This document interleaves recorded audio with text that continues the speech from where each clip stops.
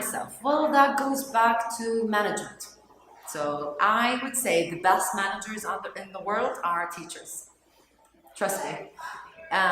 You've got like 24 kids, each one with a different mood, different mentality, different background. They come with these pieces they bring these pieces from from their homes, from whatever experiences they have. They bring it here. It's like a melting pot, and each one is an individual on his own. And how can you control that? It's just by management. There are really nice ways of managing a class. I call this strategy the I do, we do, you do strategy. So for instance, in math, I use this one. In the beginning, they're all quiet. They know it's my part.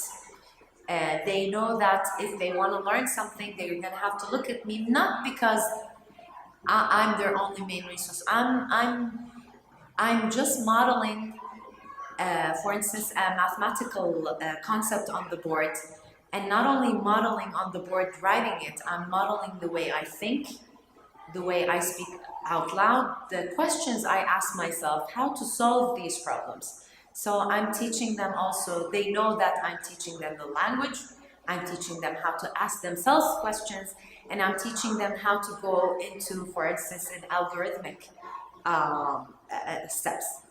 Afterwards, they're always like, okay, so when it's time for the we do part, and I'm like, okay, fine, did you get it? Let's assess ourselves. Do you understand? So we go with this if they understand really well, this if they have questions, this if not. So I would ask them before we move on to the next level, which is the we do part, I would ask them, assess yourselves. So the ones who give me thumbs up, they would regroup themselves and work on the task that I'm going to give them. The ones who are this and this, we sit in a group, and then I would reteach it again. So when we do it again and we're reteaching it, actually we're doing the we do part, but ones are doing it individually and here with my guidance. And when we finish, we have something called the closure. They always know it's the I do, we do, and then closure, and then the you do, which is the assessment part. And then when we finish the you do part, I would ask them, okay, can we assess ourselves again? Can you show me thumbs up or in the middle or down? And when we do that, usually it's 90% of the kids, they're thumbs up. So they're ready to move on into the you do part, which is working independently, which is what we want the kids to do, to be independent, not spoon feeding all the time. And the ones who still, I need to go back and reteach again. But then I manage the class. The ones who are working independently are working independently. They don't need my help. And the ones who needed my help, I gave them my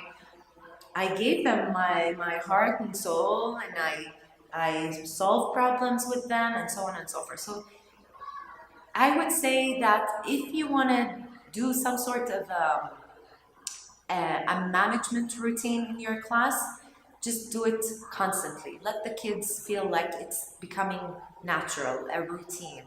They would get used to it. So at the end, we would wrap up, and then the next day, before we move on into another concept, we would have something called the reflection time. They always know this, so it's part of a routine. Okay, so who can tell me, what did we do yesterday? We would write it down. Okay, tell me facts. What about the rules? And so on. Okay, are we ready to move on to the next one? Let's try and make a connection. So we make a connection.